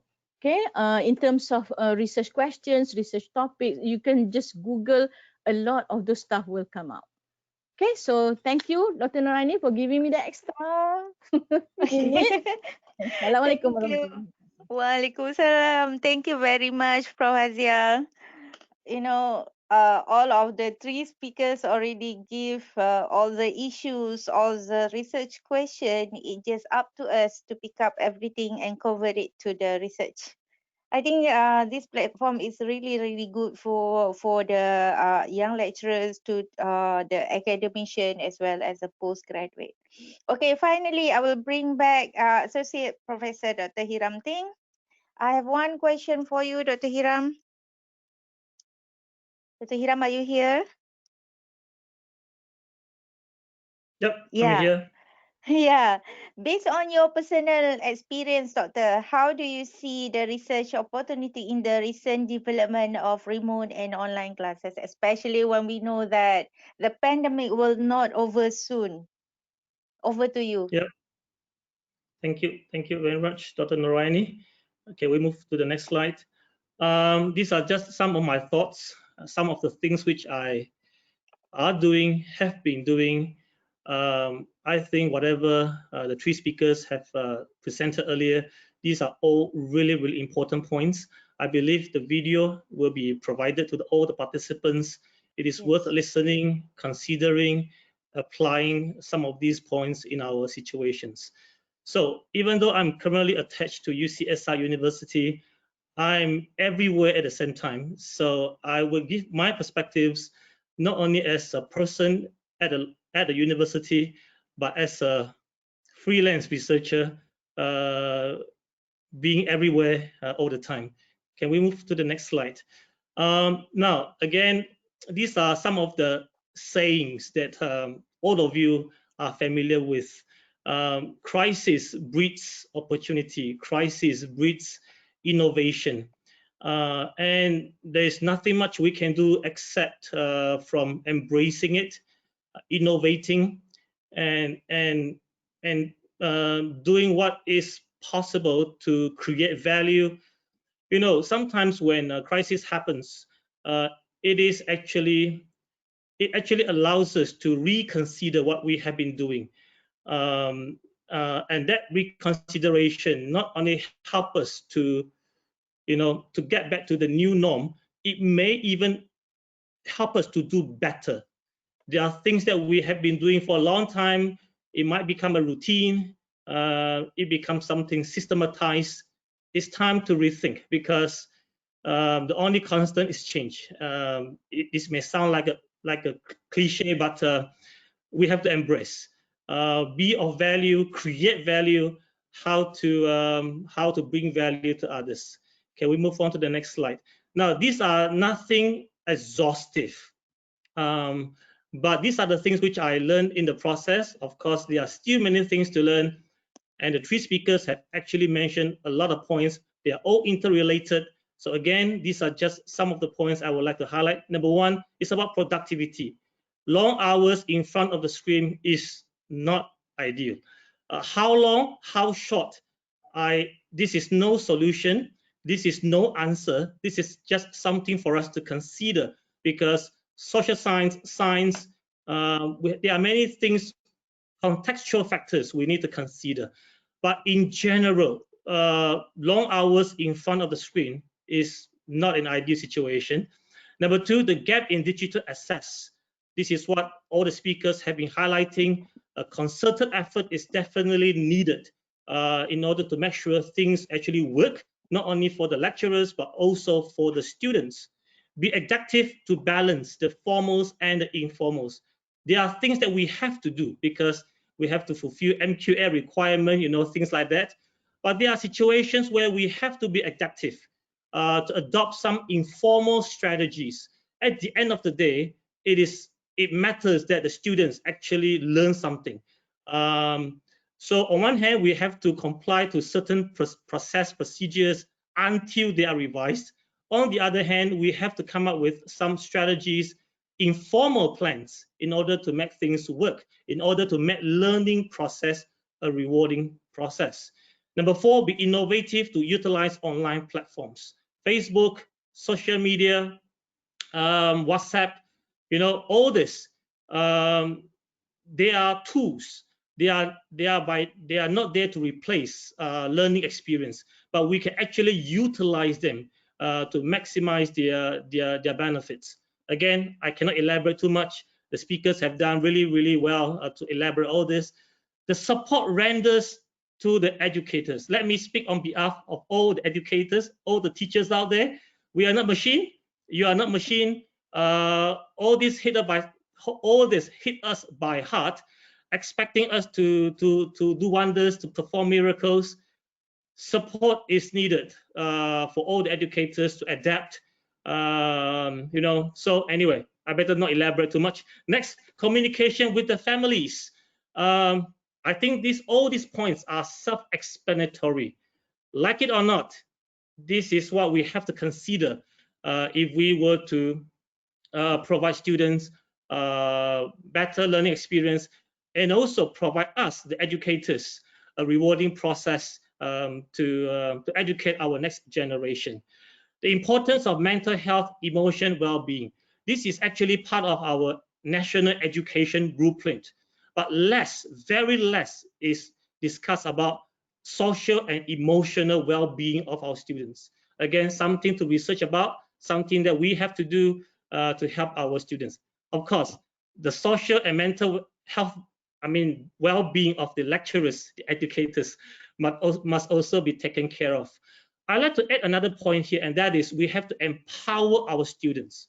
It is no longer about, lecturer being on this side, students being on that side. how can we work together as a team? And we have to empower our students, which I will, explain a little bit later with one example. The value of international mobility and partnership. Again, something I do not wish to elaborate, but this pandemic, like it or not, it can be a blessing in disguise, in a sense that it facilitates, it exposes and also facilitates international partnership and collaboration. Again, something which I will briefly explain later. The use of up-to-date technology, I don't think it requires my explanation. Valuing nature and the community, we are part of it. Okay, again, this is what the pandemic teaches us.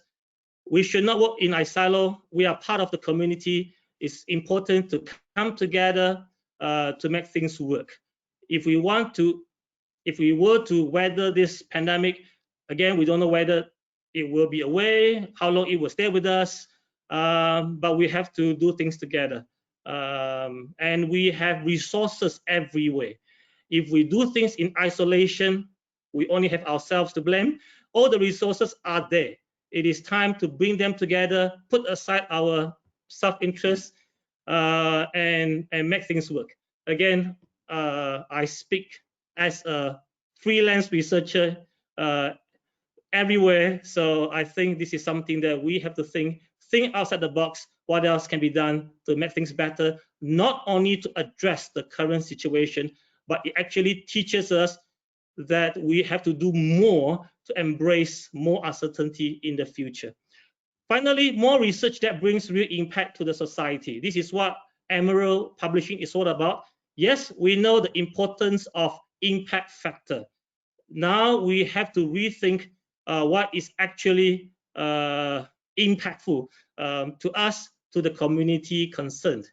Is there a metric to evaluate real impact? Maybe there isn't any. Maybe it is time for us to think about it. Now, finally, I would just like to give a quick overview of what I have been doing. It might not be relevant to you. Again, it is not an answer to any problem. It is not a solution. It is simply my experience, what I've been doing. If we can move on to the next slide. When I began to teach online, one of the things that I teach is related to tourism, and one of the topics, one of the areas of research I'm looking into is responsible tourism. Now, there are many terms. You have sustainable tourism, regenerative tourism, transformative tourism, apart from all the conventional, sport tourism, ecotourism. Now, how would I approach this? We all know when we taught students online at the beginning of the pandemic, we were basically talking to ourselves. So I made an effort to know the students first. Let us be friends. If I expect the students to respect me, I have to respect my students as well. So I talked to these students. We could still meet out there, 2 or 3 persons. The purpose is to empower them. I need students to be my class monitors. I need students to be my group leaders. Even though I'm the lecturer, they can be group leaders. What they say, sometimes or many times, the language is more relevant to their fellow classmates. So apart from teaching them online, I also brought them up to do some, learning in an experiential way. So these are my students. Apart from teaching them online, I brought them out. Of course, social distancing, face mask, everything must be preserved, observed. And these students, they are event students, they are tourism students. So I asked them, why not? Your assignment is about organizing events. So this is why we have a series of events. Even though it appears that I was doing all this, actually these students are behind the scene doing this for the assignment, doing it together with me, and doing something which is of use to the real world. Now, to cut the story short, eventually we work with the ministry, we work with the companies, how to realize responsible tourism. It is a good time for them to get into this. not only in the academic perspective, how research academic can work with the industry, with the ministry, with the government together. And then not before long, we even set up an ASEAN research group where all these postgraduate students, we came together to teach one another. You teach for 10 minutes, I teach for 10 minutes. We have different expertise. We teach one another. We learn from one another. You know, so online learning, ODL, perfect. Of course, I am like Prof Ramayah. I still like human touch. I like interaction. So we have to come up with a way when we can, bring all these resources together to make things work. And of course, I also write papers, and a paper on responsible tourism was published some time ago. The good thing about it is this time I co-author with a person. He is a lecturer in Japan, but he was stuck in Melbourne.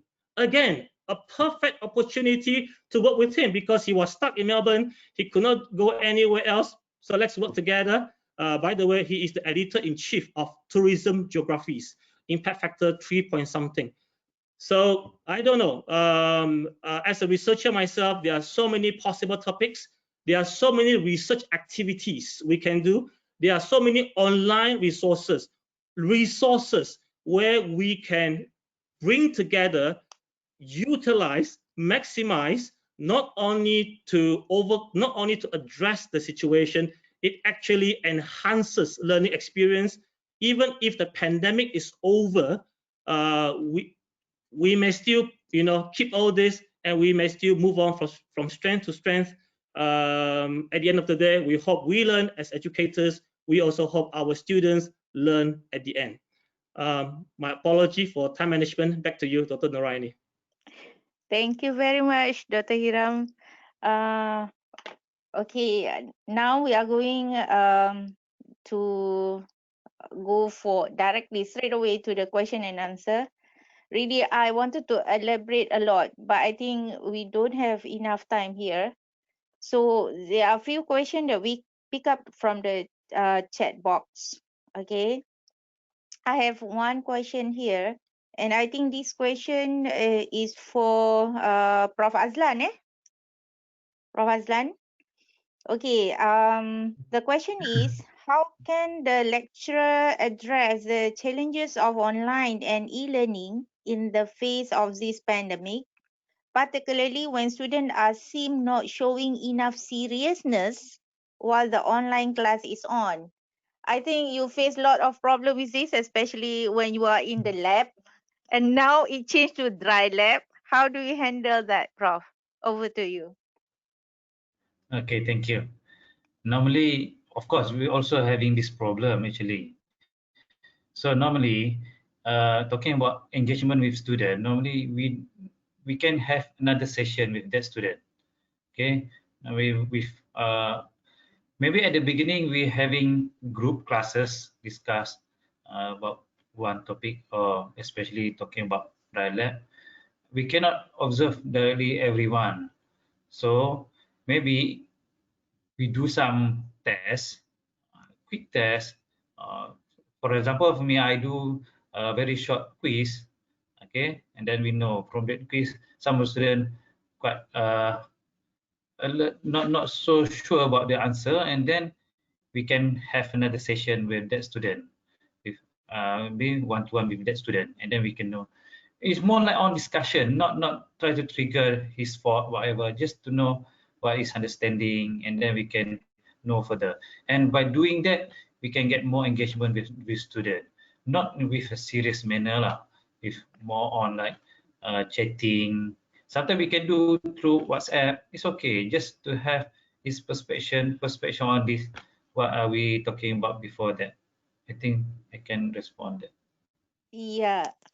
I think maybe I can conclude what Prof Azlan is trying to say is that maybe we can opt for the informal communication and interaction to make sure the engagement between the student and the lecturers. Okay, thank you, Prof Azlan. And we move to the second question. For the second question, the question I think this one is for Prof T Ramayah. Okay, this is about research student, Prof? Okay. In your opinion, how student can enjoy the online interaction with their supervisors as compared to face-to-face interaction? Over to you, Prof.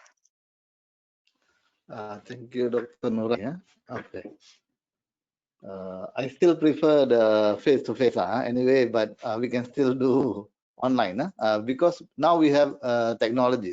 Like Noraini is in Perlis, and what she does is sometimes she sets up Google Meet, and then we can also chat, right? Okay. It's not, Yes. you don't have to actually come face-to-face for discussion, but sometimes if we have something you need to confirm or you need some clarification, maybe you want to come face to face. Other than that, we have other technologies available. We can do Google Meet, we can do Zoom, we can do even video calls to actually communicate. Okay, I don't see that as a problem. Even when you're face to face, tak bercakap pun kan. That's my answer. Okay. Okay. Thank you very much, Prof. All right. I hope Prof actually answer the question, yeah. And the last question I would like to I think this one is for Prof Aziah. Okay, the question is, in terms of ODL, how to make sure that the lecturer can design all teaching will be given equally, because as for me, I will not doing Google Meet to student if one of my student cannot use video conferencing on class, as it will totally unfair for them. Any thought about this? Okay, I think I'm trying to understand this question.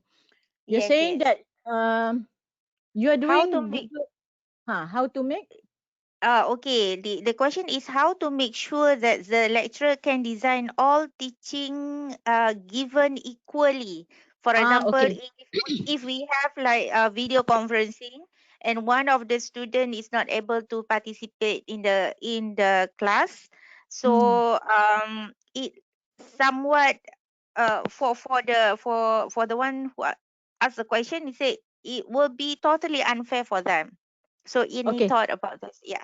I understand. I think this is about participation. We are Yes, yes, trying agree, and agree. yeah, and also the equity, meaning everybody getting the right equal in terms of your teaching them lah, something like that, right?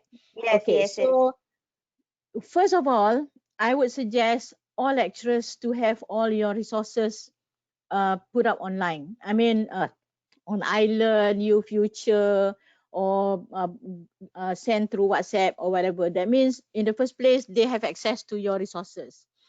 Then some of them will probably be able to go online with you during Google Meet. But you normally tend to record your Google Meet, so you can have that link available to your student who was not able to be online at that time.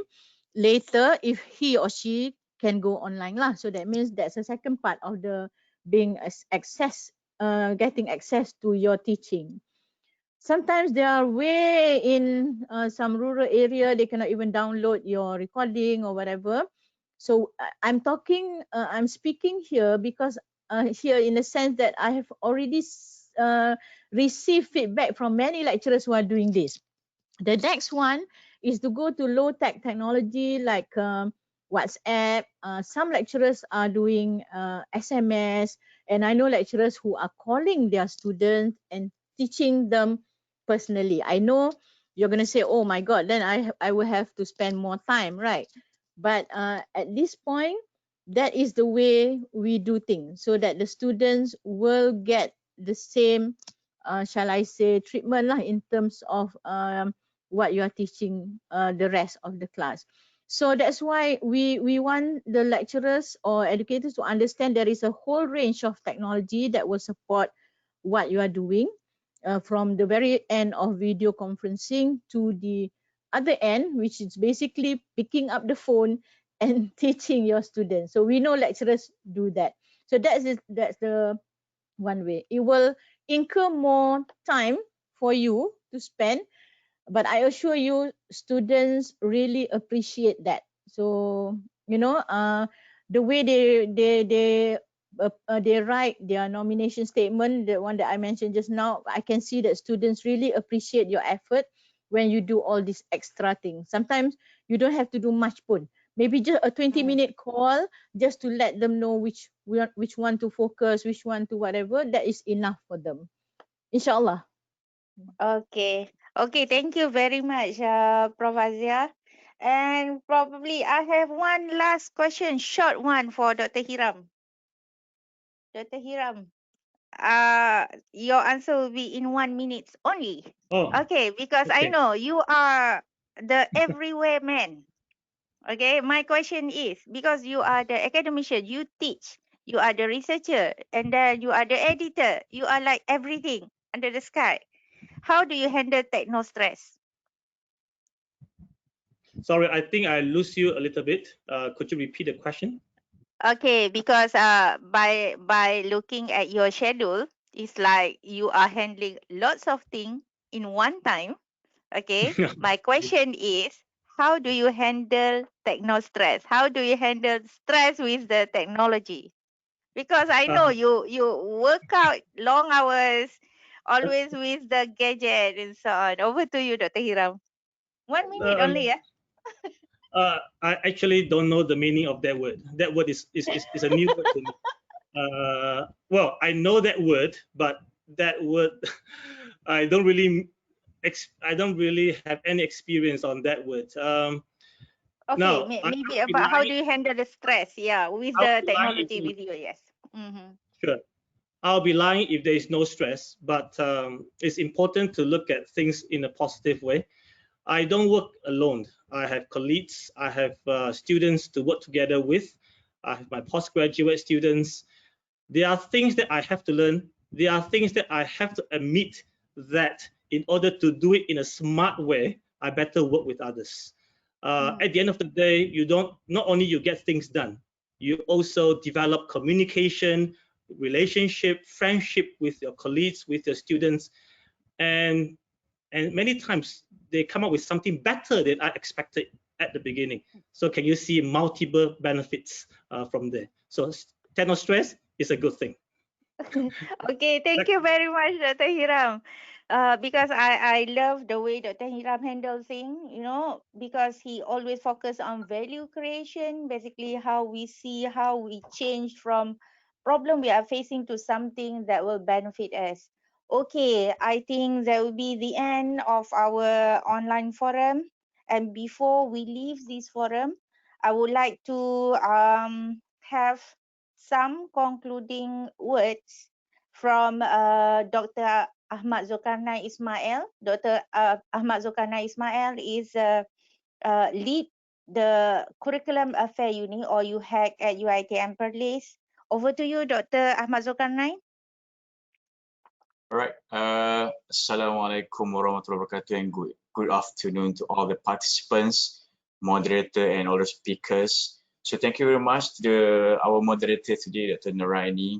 So as a coordinator of Curriculum Affair Unit of UiTM Perlis, and on behalf of UiTM, I would like to say thank you very much to all the speakers, right? Prof T Ramayah, Associate Professor Dr. Hiram Ting, Professor Dr. Muhammad Azlan, Muhammad Ishak, and also Professor Dr. Aziah Alias for sharing the knowledge, experience, perspective, opinion, suggestion, and view about today's topics on the research opportunity on teaching and learning. Personally, I always say that I'm very grateful because today we can gain and share a new knowledge about the challenges, opportunity on research, and also tips related to the online teaching and learning, and also from the perspective of the science and technology, and also from the perspective of social science. So I would like to say thank you very much again to all the speakers. So beside that, I would like also to express my gratitude to our co-organizer, Emerald Publishing, for making this happen. All right, thank you so much for the collaboration, the cooperation towards this webinar. And personally, and so on behalf of the UITM Police, I really hope that we can have this kind of collaboration again in the near future. So hopefully, I really hope about these things. All right, and not to forget, I would like to say thank you very much to the publication, consultancy, and excellent unit, research industry, community alumni, entrepreneurship of UITM Police for the collaboration for making this webinar happen. Thank you again, and that's all from me. Again, I really hope we can have this kind of webinar with different topics in the near future. And promotion to all the participants for the webinar today. I would like to say thank you very much to all the fees that have been transferred on this webinar for the charity. So we are really appreciative about it. And again, thank you very much. That's all from me. Thank you, Noraini. Thank you very much, Dr. Ahmad Zulkarnain. And before we end, I also would like to invite the representative from Emerald to give some few words. Yes, Ms. Rosita, over to you. Yes. Okay. Right. Thank you, Dr. Noraini, and hello, everyone. My name is Rosita G. I'm the Regional Marketing Manager for Emerald Publishing for the East Asia region. Emerald would like to congratulate Dr. Noraini and all of the organizing committee and the secretariat who have worked very hard together to organize this webinar. Just to reiterate the importance of remote and online class and teaching, please note that all of us are here to help you in your research journey, in your teaching. We have all the experienced researchers, Prof Ramayah, Prof Aziah, Prof Azlan, Dr Hiram, and so many others. In this unprecedented time, obviously you will face challenges and issues, but be bold in your approaches, increase your enthusiasm, and never stop learning. As a reminder, Emerald has all the resources needed. If you need any help in accessing the e-journals, e-books, and especially case studies and expert briefings, please get in touch with us at Emerald. Before we end this webinar, a reminder that you will receive an automated email from the GoToWebinar, which include your e-certificate, the slide link, and the recorded video. So you can also contact Dr. Noraini and Dr. Aniza. So thank you everyone again, and see you all again really soon. Thank you. Okay, thank you very much, Miss Rosita from Emerald. So I think that is all from us today. And once again, before we leave, I would like to thank all the participants. And also we would like to announce that all the fee will be channeled to our Dana Wakaf Ilmu UiTM Perlis. And thank you for all the donors participants from international. I know you also made donation at your home countries. And I think if you have any problem, if you have any question, you can always email us through our official email. And once the link is ready, we will, like Miss Rosita said, we will email to you the link for the videos and also the slide. Okay, with that, thank you very much and hope to see you soon. Thank you. Yeah. Thank you, everyone. Assalamualaikum warahmatullahi wabarakatuh. Thank you all Waalaikumsalam. the Thank you very speakers. much, Thank you. Prof. Thank you very much. Thank you, Aslan. Safe journey. Inshallah. Thank you, Prof. Bye. Thank you. Thank Bye. you, Prof. To all Prof. Bye. Thank you. Hai Dr. Hiram. Hiram, Nak pergi Prof Ramayah, Sarawak. Prof Azlan, Prof Azah. Yeah. Thank you very much. And also Thank Emerald. you, Thank you very thank much. you. Thank you, Ji. Okay, well done. Assalamualaikum. Waalaikumsalam. Waalaikumsalam. Prof Aziah, nanti lepas ni buat Salam. 2 hari ya. Lari dah Prof Aziah. Ya, 2 hari. Alright, thank you. Hai, tak boleh. Tak tahu lah Prof cakap 2 jam tak cukup. 10 minutes is not enough. 10 minutes is never enough. 10 minutes not enough. Okay. But it's a good start. Very good. Okay, thank you everyone. Yeah, thank you Prof. Prof Ramayah pergi Okay. makan. Yeah, bye. Okay, so I will end the webinar Hiram, see now. you. Thank you. Okay. Thank you, Miss Rosita. Bye. Rosita, bye-bye. Bye.